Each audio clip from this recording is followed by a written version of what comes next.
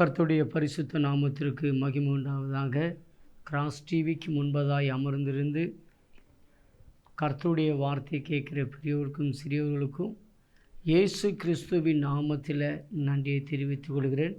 கடந்த மாதம் நீங்கள் கேட்ட சத்தியம் உங்களுக்கு வெளிச்சமாக இருக்கும் என்று நான் விசுவாசிக்கிறேன். சத்தியத்தை அறிவீர்கள், சத்தியம் உங்களை விடுதலையாக்கும். கண்டிப்பாக நம்ம சத்தியத்தை கேட்கும்போது நம்முடைய வாழ்க்கையில் ஒரு விடுதலை ஆண்டவர் தந்து கொண்டிருக்கிறார். இந்த புது மாதத்திலையும் தேவன் நமக்கு நிச்சயமாகவே உங்களுக்கு அவர் விடுதலை தருகிற தெய்வமாக இருக்கிறார். நம்ம இந்த நாளை தியானத்துக்காய் கடந்து போவோம். கர்த்தர் நம்மளை ஆசீர்வதிப்பாராக.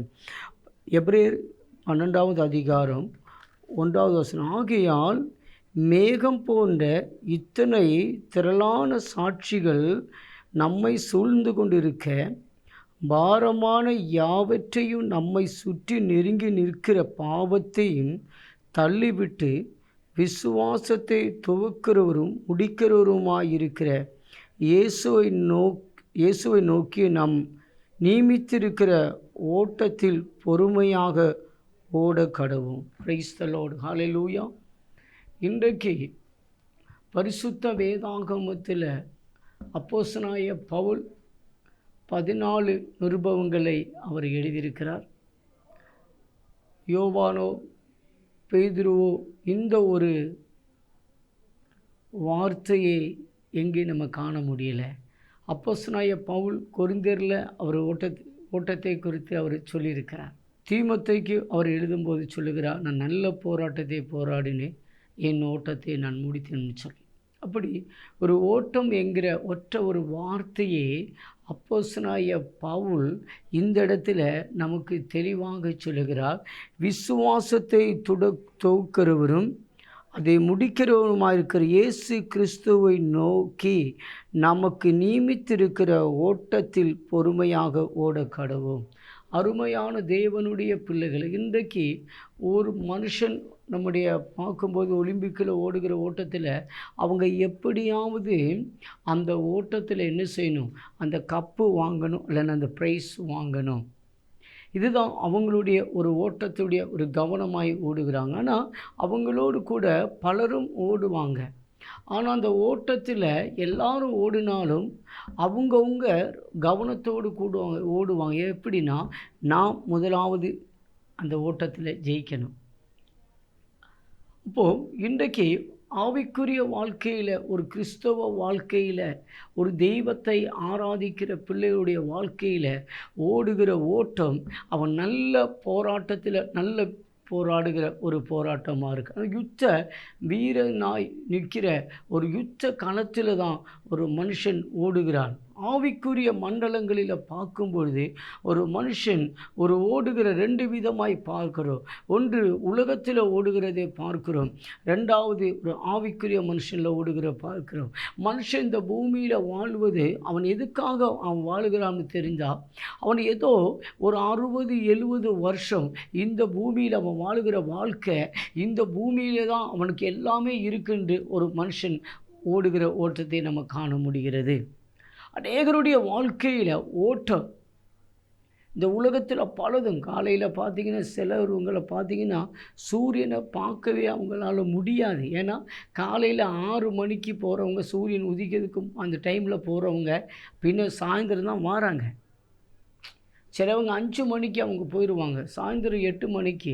அப்போ அந்த கம்பெனிக்குள்ளேயோ அந்த வேலை பார்க்குற இடங்களில் அவங்களுக்கு ஒரு சூரியனை காணக்கூட முடியாதபடிக்கு அவங்க என்ன செய்கிறாங்க, உள்ளே இருந்து என்ன செய்கிறாங்க, அவங்க பகலும் அவங்க ஓடுறாங்க. எதுக்குன்னா, இந்த பூமியில் ஒரு வாழ்க்கை, நல்ல வாழ்க்கை வாழ வேண்டும் என்று சொல்லுகிற ஒரு ஓட்டத்தை ஓடுகிறார்கள்.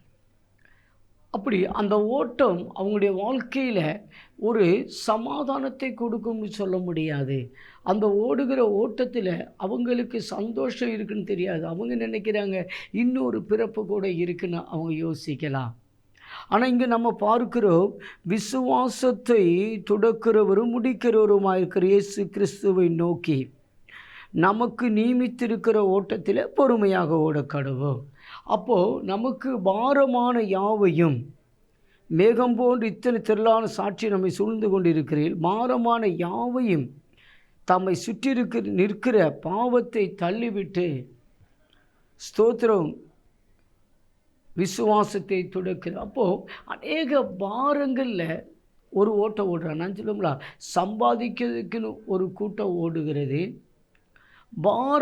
பாரத்தை வச்சு என்ன செய்ய, வெளியில் யாருக்கிட்டையும் சொல்லாதபடி அவங்க பாரத்தை வச்சுக்கிட்டு அவங்க ஓடுகிற ஒரு ஓட்டத்தை பார்க்குறோம். அதனால தான் ஆண்டவர் ஒரு வார்த்தை சொன்னார், இயேசு கிறிஸ்து, வருத்தப்பட்டு பாரம் சுமக்கிறவர்களே நீங்கள் எல்லோரும் என்னிடத்திலே வாருங்கள். அப்போது சிலர் பாரங்களை சுமந்து கொண்டு அந்த பாரத்தை அவங்க என்ன செய்கிறாங்க, அவங்க அப்படியே அவங்க சுமந்து அவங்க ஓடுகிற ஓட்டத்தை நம்ம காண முடிகிறது.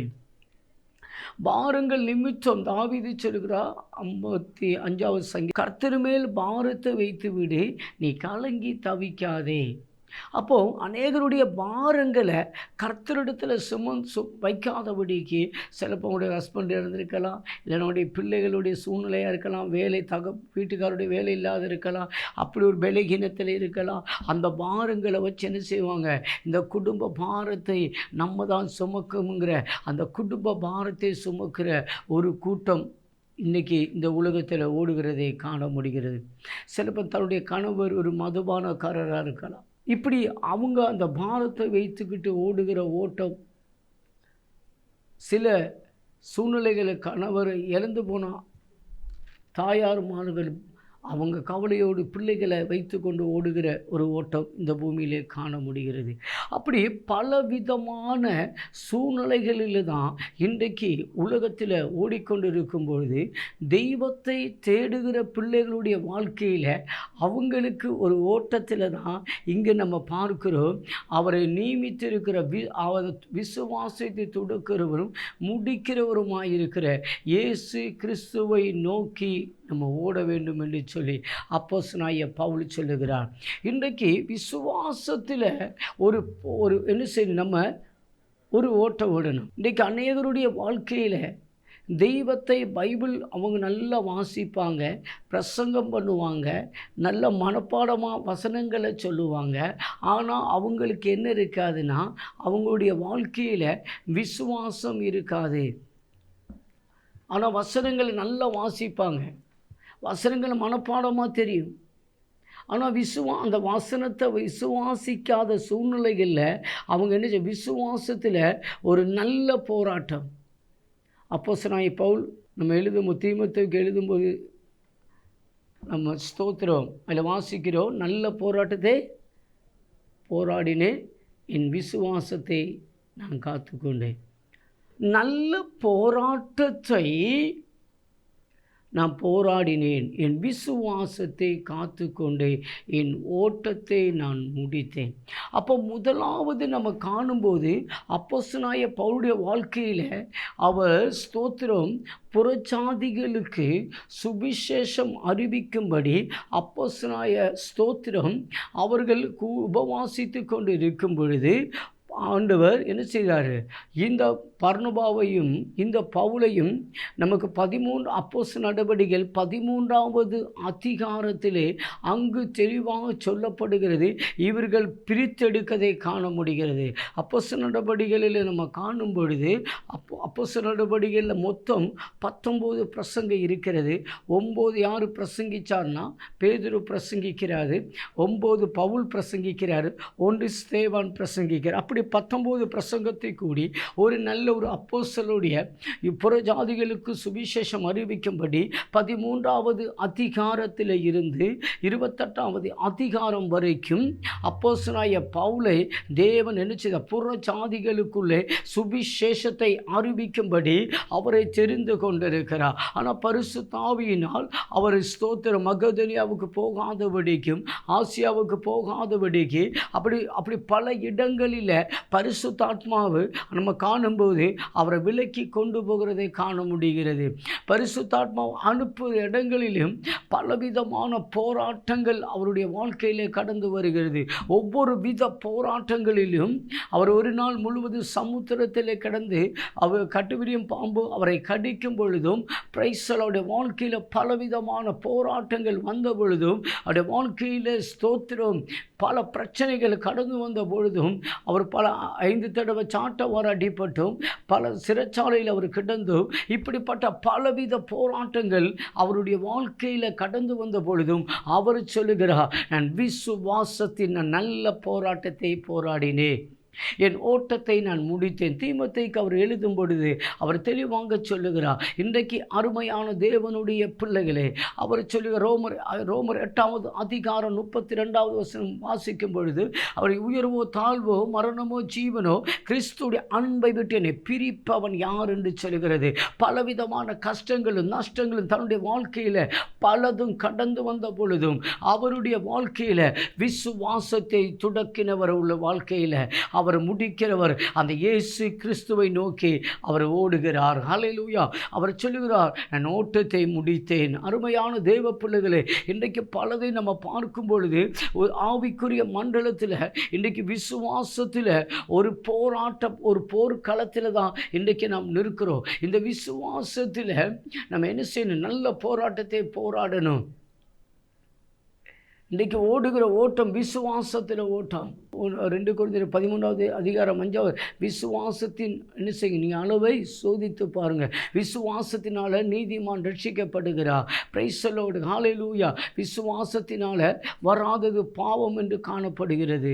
இன்றைக்கு நம்ம பலதையும் எபிரேயர்ல வாசிக்கும் பொழுது இன்றைக்கு நம்முடைய விசுவாசத்தை இன்றைக்கு பலருடைய வாழ்க்கையில் விசுவாசத்தை கர்த்தருக்கு மேலே வைத்திருக்க வேண்டும். இன்றைக்கு விசுவாசம் என்று சொல்லும்போது நம்பப்படுகிற உறுதியும் காணப்படாத நிச்சயமாக இருக்கிறது. இன்றைக்கு பலருடைய விசுவாசம் பலதுக்கு மேலே வைத்திருப்பார்கள். சிலர் குடும்பத்துக்கு மேலே வைத்திருப்பார்கள், சிலர் பொருளாதாரத்துக்கு மேலே வைத்திருப்பார்கள், சிலருடைய விசுவாசம் தாய் தகப்பனுக்கு மேலே இருக்கும், சிலருடைய விசுவாசம் அவருடைய ஸ்தோத்திரம் அவருடைய வேலை நிமித்தம் காணப்படலாம். இன்றைக்கு பலருடைய விசுவாசம் பல ரீதியில் காணப்படுகிறது. ஆனால் தாவீது என்ன செய்தார்? கர்த்தர் என் மெய்ப்பராய் இருக்கிறார். ஸ்தோத்திரம். அவர் விசுவாசித்தது தேவன் எனக்கு மெய்ப்பனை போல் அவர் விசுவாசித்தார். நான் தாழ்ச்சியடையேன், அவர் என்னை புல்லுடங்கள் மேய்த்து அமர்ந்த தண்ணீரண்டை என்னை கொண்டு போய் விடுகிறார்.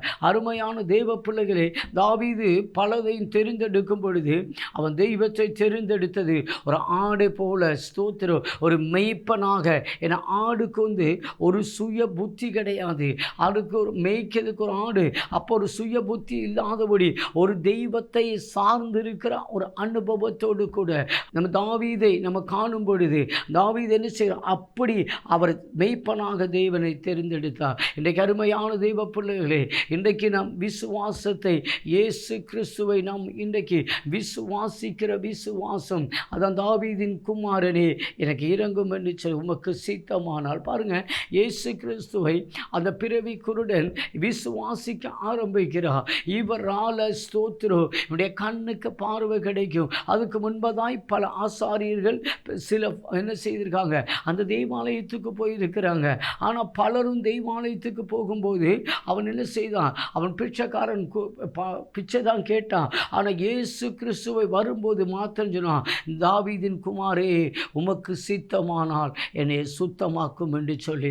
அருமையான தெய்வ பிள்ளைகளே, இன்னைக்கு இயேசு கிறிஸ்துவ பல இடங்களில் நம்முடைய வாழ்க்கையிலையும் பல சூழ்நிலைகள் நம்முடைய வாழ்க்கையில் கடந்து வரும்போது, பல நெருக்கங்கள் கடந்து வரும்போது, பல பாரங்கள் நம்முடைய வாழ்க்கையில் கடந்து வரும்போது நம்ம என்ன செய்யணும்? விசுவாசத்தை துடக்கிறவரும் முடிக்கிறவருமாக இருக்கிற இயேசு கிறிஸ்துவை நோக்கி நாம் ஓடுவோம் என்று சொன்னால், அந்த ஓட்டத்தை ஓடுவோம் என்று சொன்னால் அந்த ஓட்டத்தில் நமக்கு ஜெயம் கிடைக்கும். ஹல்லேலூயா. இன்றைக்கு நம்ம எந்த ஒரு காரியமாக கடந்து வந்தாலும், எந்த நெருக்கங்கள் நம்முடைய வாழ்க்கையில் கடந்து வந்தாலும், விசுவாசத்தில் ஒரு நல்ல ஒரு போராட்டம் போராடினோம்னா நம்முடைய வாழ்க்கையில் அந்த ஓட்டம் நமக்கு ஜெயகரமான வாழ்க்கையாக இருக்கும். அவர் நல்ல போராட்டத்தை போராடினேன், என் விசுவாசம். அப்போ பாரங்களை வச்சுக்கிட்டு நம்ம ஓட முடியாது. ஒரு இடத்துல பார்த்தீங்கன்னா ஒரு காலை வண்டியில் ஒரு ஐயா வந்துக்கிட்டு இருக்கிறாரு. அவர் வரும்போது ஒரு அம்மா நினச்சதா புல்லு சுமந்துக்கிட்டு இருந்தாங்க. வரும்போது இந்த அம்மா இவர் ஐயா சொன்னார், இல்லை நீங்கள் என்ன செய்யுங்க, இந்த வாகனத்து இந்த வண்டியை காலை வண்டியில் ஏறுங்கன்னு. அப்போ இந்த அம்மா புல்லை எங்கள் தலையில் சுமந்து வச்சுக்கிட்டு சொன்னாங்க, ஐயா நீங்கள் என்ன ஏற்றுனீங்க, ஆனால் நீங்கள் இந்த என் புல்லை நீங்கள் அப்போ அந்த அம்மா சொன்னது, அந்த ஐயா அந்த காலை வண்டிக்காரர் என்ன சொன்னாரா, புல்லையும் சுமக்குது இந்த காலை வண்டி, உன்னையும் சுமக்குது. ஸ்தோத்திரம். நீ நினைக்கலாம், அல்லேலூயா, இன்றைக்கு ஆண்டவருக்கு முன்பதாய் உங்கள் பாரங்களை நீங்கள் விட்டு பிரைஸ் தி லார்ட், ஹல்லேலூயா, நீங்கள் அந்த விசுவாசத்தை தொடக்கிறவரிடத்தில் உங்களுக்குள்ள எந்த பாரங்கள் இருந்தாலும், எந்த வியாதிகள் இருந்தாலும், எந்த நெருக்கங்கள் இருந்தாலும், இயேசுவின் நாமத்து மேல் அந்த பெரும்பாடுள்ள ஸ்திரீ என்ன சொல்லுகிறார், நம்ம பார்க்கும் பொழுது அந்த பெரும்பாடுள்ள ஸ்திரீ சொல்லுகிறார், ஸ்தோத்திரம், அவருடைய இயேசுடைய வஸ்திரத்தை தொட்டால் போதும் எனக்கு சுகமாகும். பாருங்கள், அவரை ஒரு புரோகிதங்கிட்ட தன்னுடைய பலகீனத்தை சொல்ல முடியாத சூழ்நிலைகள் வந்த பொழுதும் அவ்விசுவாசித்தது நிமித்தம் இயேசு சொன்னார், என்னுடைய வஸ்திரத்தை தொட்டது யார், என்னிடத்திலிருந்து ஒரு வல்லமை புறப்பட்டது என்று சொல்லி. அருமையான தெய்வ பிள்ளைகளே, இன்றைக்கு விசுவாசத்தை துடக்கிறவருமாயிருக்கிற இயேசுவின் நாமத்துமே அந்த இயேசு கிறிஸ்துவை தொட்டபோது அவர் சொல்கிறார், ஓ என்னிடத்திலிருந்து ஒரு வல்லமை புறப்பட்டது, உன் விசுவாசம் உன்னை ரட்சித்தது. ஹல்லேலூயா. 100க்கு அதிபதிக்குள்ளோர் விசுவாசத்தை கர்த்தர் கண்டார். இன்றைக்கு உங்கள் வாழ்க்கையில் ஒரு விசுவாசத்தை உங்களை பார்த்து கர்த்தர் ஒரு ஆச்சரியப்பட வேண்டும். இயேசுவின் நாமத்தின் மேல் என் விசுவாசம் எப்படி கர்த்தரை நான் சார்ந்து இருக்கிறேன். பிரச்சனைகள் வரும்போது நான் விசுவாசிக்கிறது, என் கர்த்தரை ஒருபோதும் கைவிட மாட்டார். என் நெருக்கங்கள் வரும்போது கர்த்தர் கைவிட மாட்டார். என் துக்கங்கள் வரும்போது எனக்கு கைவிட மாட்டார். என் பலகீனங்கள் வரும்போது என்னை கைவிட மாட்டார். ஏனால் இயேசுவின் நாமத்தின் மேல் ஒரு கைவிடாத தெய்வத்தை நான் விசுவசிக்கிறேன். ஒரு கைவிடாத தெய்வம் என்னை ஒருபோது என்னை விட்டு விலகுவதில்லை. அவர் தான் சொல்லுகிறார், என்னை விசுவாசத்தை துடக்கிறவர் முடிக்கிறவருமாயிருக்கிற. அப்போ உங்கள் வாழ்க்கையில் விசுவாசத்தை என்ன செய்யணும், அந்த விசுவாசம் எங்கே வைக்கணும், கர்த்தர் மேலே வைக்கணும். Praise the Lord. அதான் கர்த்தர் மேல் நம்பிக்கை இருக்கிற மனுஷன் பாக்கியவான். விசுவாசம் என்பது நம்பப்படுகிற உறுதியும் காணப்படாத நிச்சயமாக இருக்கிறது. அப்போ பாருங்கள், ஒரு விசுவாசம் என்பது அல்லேலூயா, நமக்கு தெரியணும் இந்த விசுவாசம் எங்கே இருக்குது. நம்பப்படுகிற உறுதி காணப்படாத நிச்சயமாக இருக்கிறது. நீங்கள் எதை விசுவசிக்கிறீங்களோ, இப்போ உதாரணமாக லைட்டில் வெட்டம் இருக்குது, அந்த கரண்டு காண முடியாது, ஆனால் கரண்டு இருக்கிறதுனால தான் இந்த வெட்டம் உண்டாகிறது. இயேசுவின் நாமத்தில் காண முடியலனாலும் காண முடியாத ஒரு பின்னாடி ஒரு கிரியை செய்கிறவர் இன்றைக்கு உங்கள் குடும்பங்களில் இதுவரையும் நடக்காத சில அதிசயங்கள் உங்களுடைய குடும்பத்தில் நடக்கணும். இயேசுவை நீங்கள் ஏற்றுக்கொண்ட கழிஞ்சு இல்லை இயேசுவை ஏற்றுக்கொள்ள இந்த நாட்களில் நீங்கள் தீர்மானிப்பீங்கன்னா, இயேசுவை ஏற்றுக்கொண்டவுடைய வாழ்க்கையில் 100க்கு அதிபதியுடைய வாழ்க்கையில் ஒரு மெராக்களை கர்த்தர் செய்தார்னா, ஜெபாலயத்தில் இயேசு கிறிஸ்து அந்த இடத்தில் ஒரு அற்புதத்தை செய்தார் என்று சொன்னார். இன்றைக்கு அந்த இயேசு இன்றைக்கும் அவர் ஜீவனோடு கூட இருக்கிறார். நீங்கள் அந்த ஜீவனுள்ள தெய்வத்தை நீங்கள் இன்றைக்கி தெரிந்தெடுப்பீங்கன்னா, உலகத்தை பார்த்து ஓடாதீங்க, உலக மோகங்களை பார்த்து ஓடாதீங்க, இந்த உலகத்துடைய சம்பத்தை பொருளாதாரத்தை பார்த்து ஓடாதீங்க, உலக ஆசீர்வாதங்களை பார்த்து ஓடாதபடி பரம அழைப்பின் பந்தய பொருளுக்காய் எல்லாக்கை நோக்கி நான் ஓடுகிறேன். அப்போஸ்தலனாகிய பவுல் சொல்லுகிறார், எனக்கு ஒரு பரம அழைப்பின் பந்தய பொருளுக்காய். அவர் இயேசுவின் நாமத்தின் மேல் அவர் தெய்வத்துக்காக இந்த பூமியில் வாழ்வதற்காக தன்னுடைய ஸ்தானத்தை அவருக்கு வரலாறு சொல்லுகிறது. 9 கப்பல் அவருக்கு இருந்தது. அவர் நியாய பிரமாணத்தை தேறினவர், ஒரு உயர்ந்த ஒரு யூதன், எல்லாம் பற்றிலும் அவருக்கு எந்த ஒரு குறைவும் இல்லை.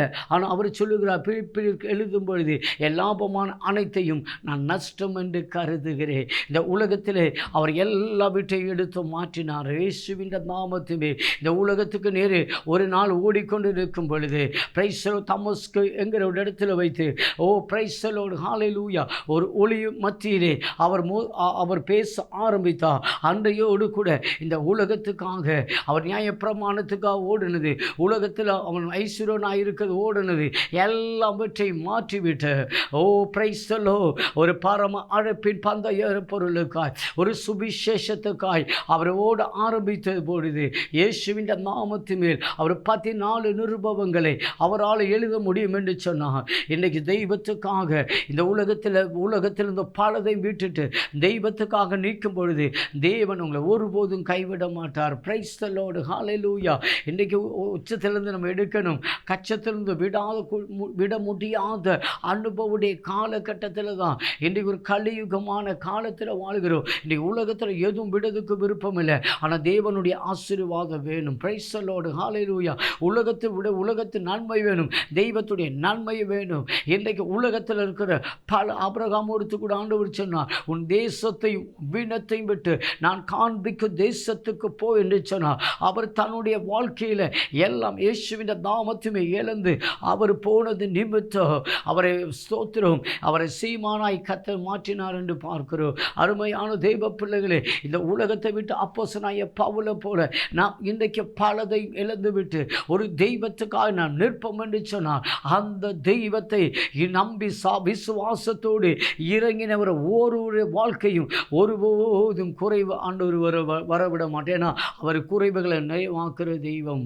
இயேசுவின் நாமத்து மேல் இன்றைக்கு நம்முடைய விசுவாசத்தில் ஒரு நல்ல போராட்டத்தில் ஒரு போராடுகிற வேண்டும். பிரைஸ் தி லார்ட், ஹல்லேலூயா. இன்றைக்கு உங்களுக்கு போராட்டம் உண்டு. வானமண்டலத்தின் பொல்லாத ஆவியோடும் துரத்தண்டத்தோடும் அதிகாரத்தோடு கூட போராட்டம் உண்டு.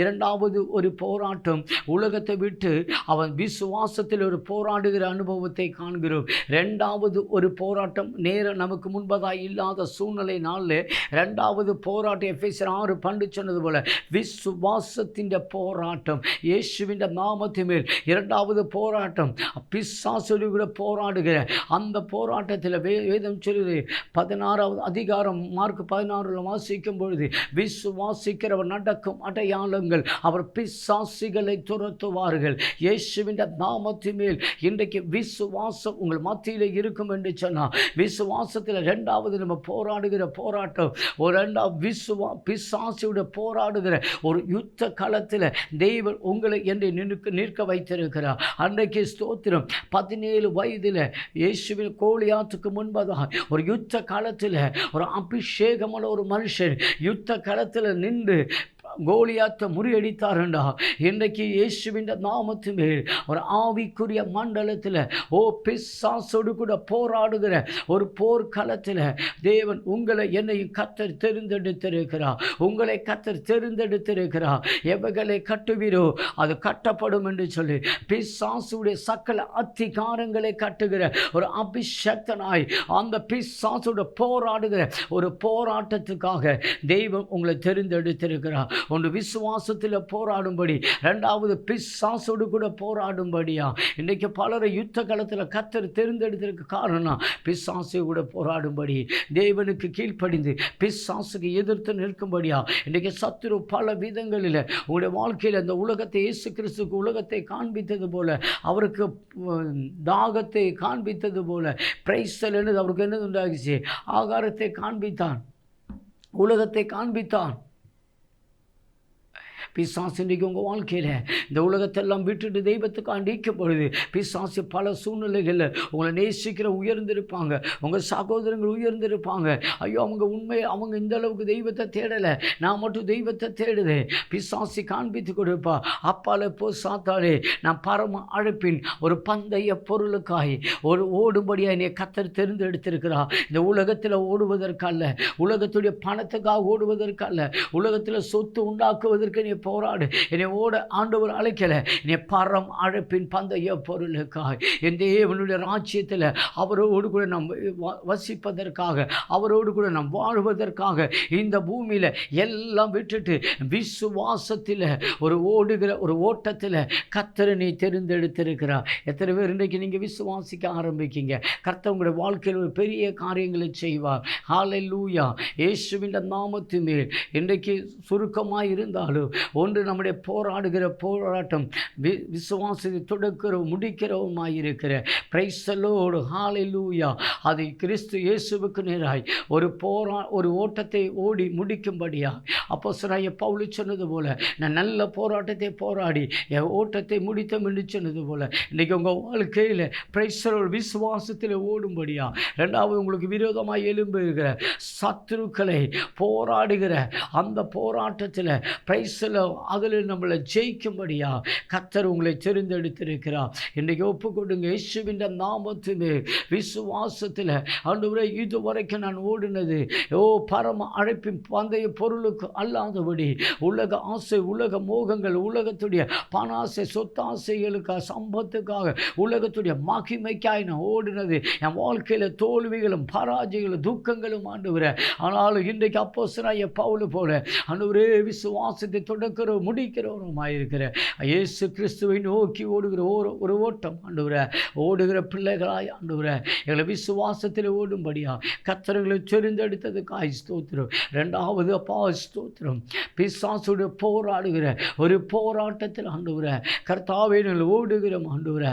பிசாசை ஜெயிக்கும்படி ஆண்டவரே பல வருடங்களாய், பல மாதங்களாய், பல வருஷங்களாய் இந்த ஆவிக்குரிய மண்டலத்துக்கு விரோதமாய், பொருளாதார மண்டலத்துக்கு விரோதமாய், குடும்பத்துடைய சமாதானத்துக்கு விரோதமாய், குடும்பத்துடைய சந்தோஷத்துக்கு விரோதமாய், குடும்பத்துடைய நன்மையுடைய நீர் உறவை ஆண்டவரே பல விதங்களிலும் சத்ரு தடைகளை கொண்டு இந்த சக்கல தடைகளையும் இயேசுவின் நாமத்திலே இன்றைக்கு யுத்த காலத்தில் போராடுகிற ஒரு போராட்டத்தில் ஆண்டவரே கர்த்தாவே ஓடும்படி ஆண்டவரே தெரிந்தெடுத்ததுக்காய் ஸ்தோத்திரம். மற்றவங்களை யாரும் பார்க்காதபடி ஆண்டவரே உம்மை நோக்கி மாத்திரம் ஓடுகிற அனுபவங்கள் ஆண்டவரே இந்த உலகத்தின் மோகங்களை பார்க்காதபடி தெய்வத்தை மாத்திரம் கண்டு ஓடும்படியா நல்ல போராட்டத்தை தொடங்குகிற முடிக்கிறவருமா இருக்கு இயேசு கிறிஸ்துவுக்கு நோக்கி ஓடுகிற ஒரு ஓட்டம் எங்கள் வாழ்க்கையில் கிடைத்ததுக்காக நன்றி, ஆசீர்வதிச்சதுக்காக நன்றி.